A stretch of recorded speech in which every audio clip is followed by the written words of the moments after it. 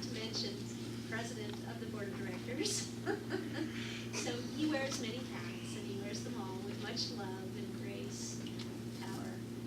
So if you could have just seen him at the Pride Festival, he must have, what was the final count? 400 something.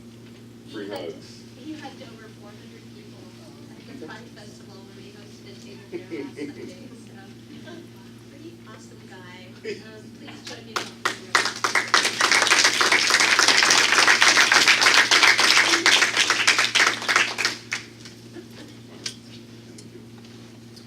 So how is everyone this morning?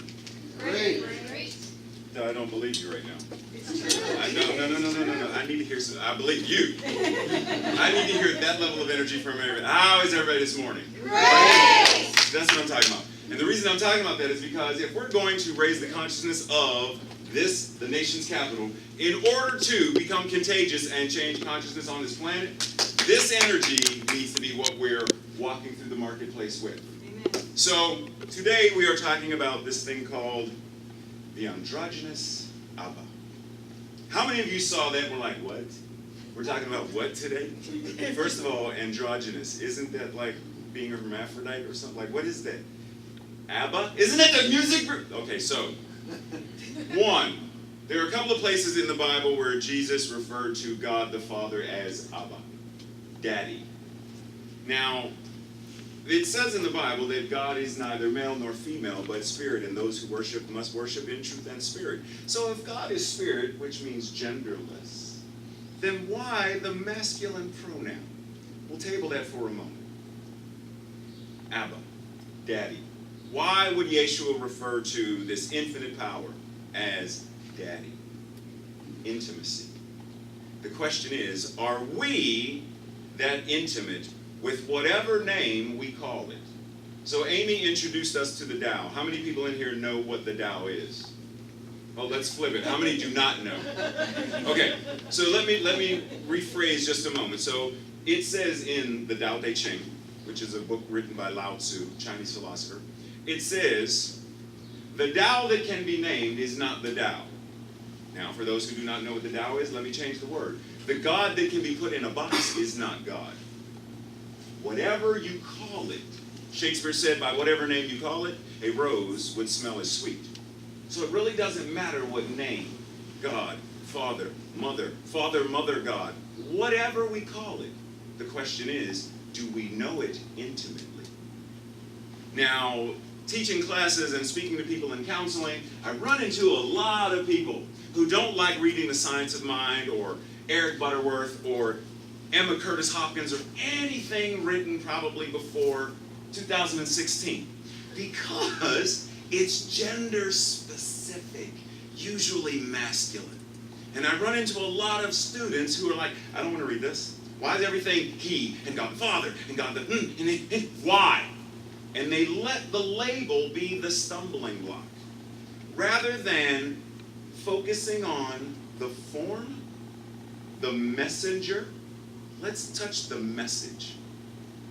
What is the word, the meaning, the feeling, the spirit behind the word, whatever that word is? It says in Philippians that we are supposed to work out our own salvation. Now, here in New Thought, we do not believe that we need to be saved from some other bad daddy who lives under the ground ready to set us on fire and cook us. Like, we don't believe in that, so we don't need to be saved from. But what are we being in the consciousness of? What are we working out in terms of our salvation? Are we allowing ourselves to be saved from depression? Are we allowing ourselves to be saved from a consciousness of lack? Are we allowing ourselves to be saved from a consciousness that says, that man that's in that office, I don't like him, and blah, blah, blah? Are we allowing ourselves to be saved from the consciousness that hates? From the consciousness that segregates? From the consciousness that wants to hurt, harm, and denigrate, whether it is by race, gender, class, country, anything? Are we saving ourselves from that? Because each and every one of us, we are the ones responsible for doing so. Because if Reverend Alex was responsible as the spiritual head of this center, if she was responsible for that, she would leave and move to Mexico. Because it's too much for one person to have to deal with. It's too much for one person to have to shoulder. Atlas carried the entire weight of the world on his shoulder. That is not supposed to be what we are doing. So the question comes back to, how intimate are we with whatever this thing we call God is? How intimately do we know it? Because the question then comes down to, if I know it intimately, does it show up in my life? Because, as we know, our parents shaped us, or our lack of parents shaped us. The very walk that we walk determines to a large degree who and what we become. You know, it's said that by the time you reach kindergarten, you're pretty much set. The person you are going to be, your personality and a lot of your traits and quirks and characteristics, they're pretty much set. Now, yes, we add stuff onto that. It's like the cake is baked. There's the cake. And everything that happens from kindergarten on is it vanilla icing? Do I put chocolate sprinkles on it? Do I put gummies on it? But the cake is there. Now, let's play with that and assume that it is correct and accurate. Our parents are the ones who bake that, or our caregivers are the ones who bake that. Our teachers at that time, those who served as surrogate parents while we were in school, they're the ones who shaped and crafted us. Young lady, what do you mean you want to study science? That's for the boys. Go over there and play. I remember being in school and hearing the teachers tell the young ladies, you can't study, you're not smart enough to do math. You're a girl. You should be a nice housewife. Now we're talking early 1970s. You're supposed to be a nice housewife. Now the young lady who hears this and receives it is now shaped by it. And how she moves throughout the world is shaped by that language, that baggage, that label. So who we are right here, right now, has in many ways been determined by how we were raised. By parents, surrogate parents, whomever served in that role. So the question is, are we willing to go back to the basics? There's a gentleman, and I don't know his specific title, I can't think of his last name, Harv Bishop, I think, recently posted a blog, and one of the things he encourages New Thought folks to do right here, specifically right now in this time and place, is go back to your foundation. Go back to the foundation of what it means to be a metaphysician. Go back to the foundation of what it means to be a mystic. Because it's easy to get lost in the labels, but if I were to quiz each and every one of us one-on-one, wouldn't do it in public, quiz you one-on-one, what does it mean to be a mystic? What does it mean to be a metaphysician? What does it mean to be the embodiment of the Christ consciousness? Many of us would be very uncomfortable if that was the question put to us. Like Amy said, we are supposed to, as practitioners, be screaming from the rooftops, I know this philosophy works. It is not theory. It is practical, usable, effective tools that change and transform.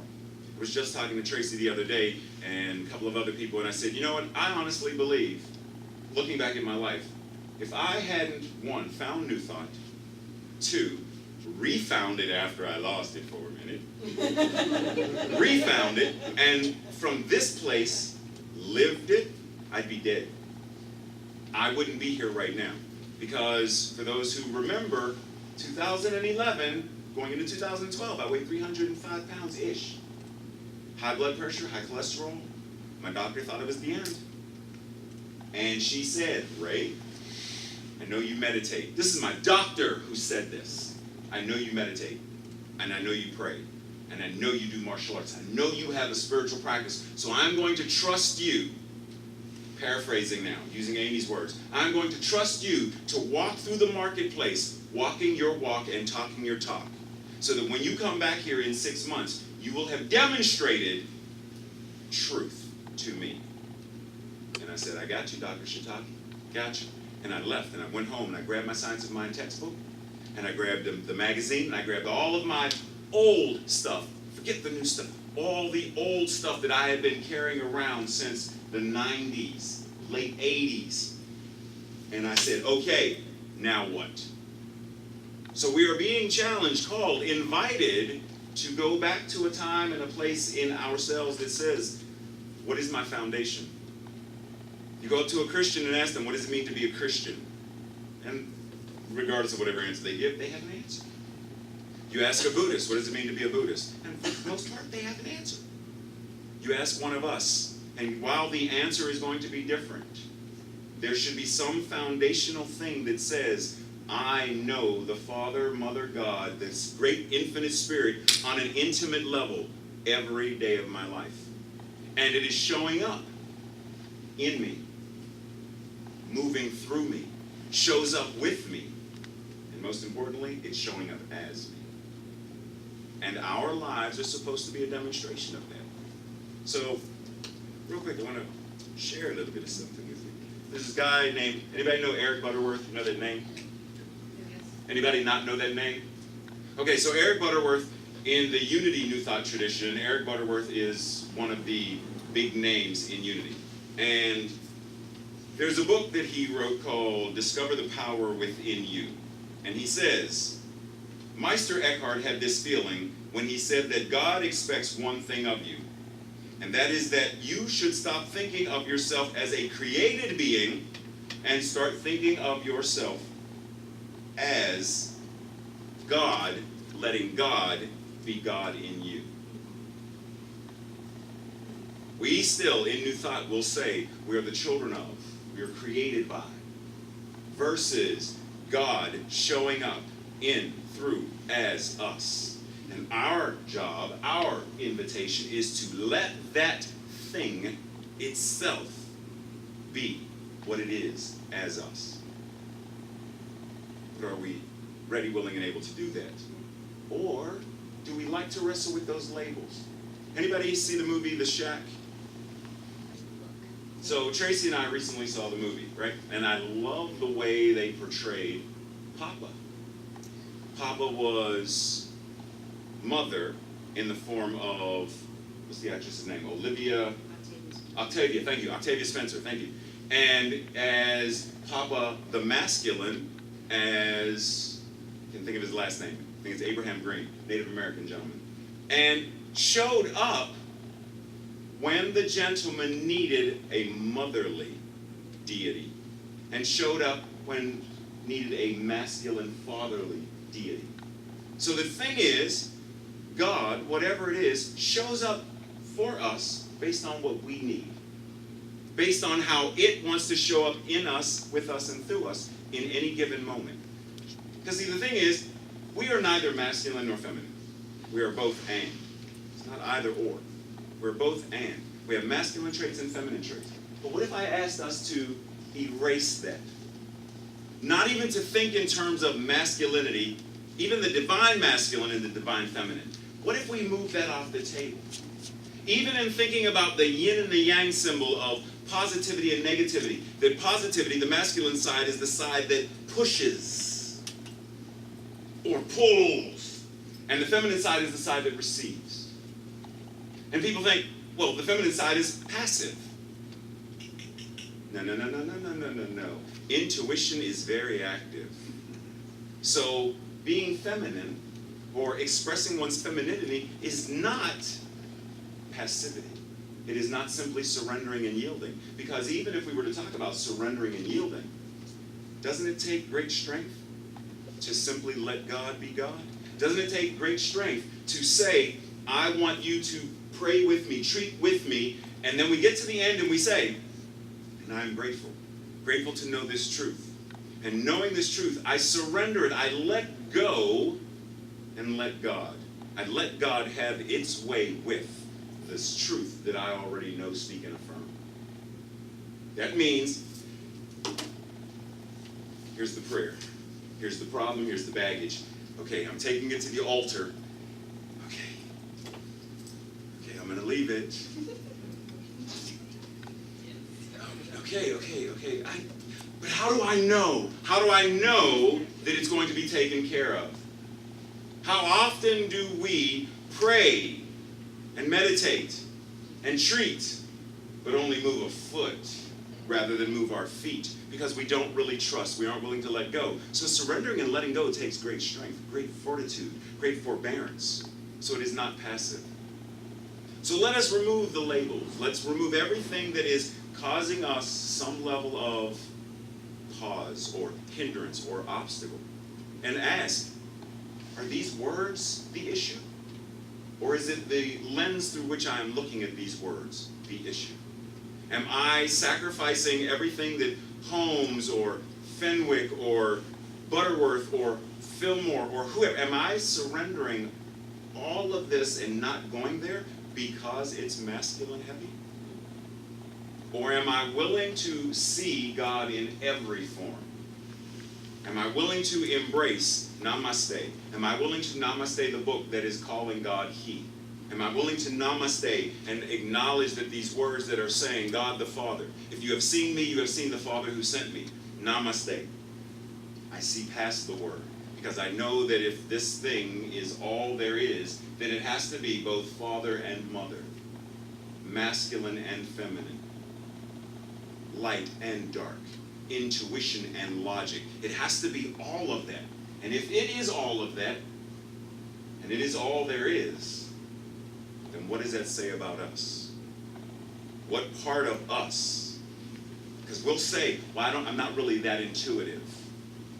Or I'm not really in tune. That's a lie. The only thing is you may not be used to using it. But if you are creation itself, then you right here, right now have the ability to change, transform, transcend, transmogrify every area of your life. Because you are part of that which created everything, is continuing to create everything. Because it doesn't get to a point where it's done. One of the things it says is we believe in this infinite power that is ever and ever expanding. So if it is ever and ever expanding, what makes you think you aren't? Why would we not be? So writer's block is us accepting lack and limitation because God cannot have writer's block. Because it has written, grass is green, that Jupiter sits there, that your lungs and your heart and your kidneys and every part of your body moves in a way that you aren't even aware of it right now, and it does stuff. You aren't even aware of how your body is healing itself right now, but I have written into creation that your body knows. So God can't have writer's block, or whatever we say, creator's block, minister's block, whatever. The only thing that can have that is our ego mind. When we accept anything less than magnificence for who and what we are, then it becomes factual for our lives. Doesn't change truth. Truth is you are limitless, infinite beyond measure, love showing up in a human form, powerful beyond anything you could imagine. The only thing that changes that is us doing this. The binder's still there, but if I let my ego block my ability to see, to envision, to visualize, then I don't see it. I can't read it. I can't embody it, but it's there. So the thing is, suppose each and every one of us step forward into that state of I know. I know that I know that I know. When I was here last and we were talking about Easter stuff, and I talked about, how Christ went to the mountaintop and was, transfigured. Meaning, he got to the place where he knew. Nothing changed other than he knew that he knew that he knew. So if each and every one of us walked out of this door right now and walked through the marketplace knowing that there are no limits, that no man, woman, child, circumstance, or situation can ever separate, denounce, destroy anything that you are, how would life change? How would you walk through your life? Because if we are going to change and uplift consciousness, then every Sunday, someone ideally should be able to stand here, right? And our own version of the DOD, stand here and declare openly your demonstration. This week, I meditated, and this shifted. Last week, I didn't have a job. I had someone treat. Now I got 3 offers. Every week, somebody should be able to stand here and declare how this philosophy is working in our lives. Showing how this mission, this purpose, and this vision is showing up in our lives. Because if this isn't what we're living, then when we go out into the marketplace, it's, I know I am God. I am that I am. Om Tat Sat. I am that I am. Oh, that's a nice pair of shoes. Like I'm going to get sidetracked by everything that. Yeah, that was a cartoon reference for those who don't know the cartoon. I'm going to get sidetracked every single time. But I should be able to know and see and walk. And no matter what shows up while I'm walking through the marketplace and someone jumps out, I'm going to rob you. And walk. But you're this and you're that. And I'm going to walk. And even when situations happen and they jump out and knock us down, roll and stand back up. Just because we get knocked down doesn't mean we have to stay down. Yes, life can be challenging. Yes. Those who know me, how many of you, this is your first time seeing me? It's a couple of y'all, this is your first, okay, I'm just talking to you now. So, just so you know, everybody, talk amongst yourselves for a second. So just so you know, I grew up in an abusive household. Drugs and stuff, and all from the ages of, as far as I can remember, from the ages of 12 to about 27, part of my prayer every night was that God, because God I knew then was different, that God would kill me in my sleep, because I didn't have the courage to do it myself. That was my prayer, to die, to have this be over. What child in middle school prays to die? The child that is suffering. The child that sees I see a tunnel and I see darkness. I see no light at the end of the tunnel. Because if I could see something to start, it's just tiny. But if I could see at least, then I would go for it. But I didn't see any of it.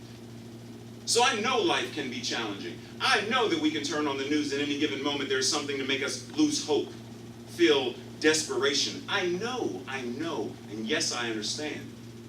But if we are going to say we believe this philosophy and we are going to live this philosophy, then God, Source, Spirit, is not a God of death and destruction and separation.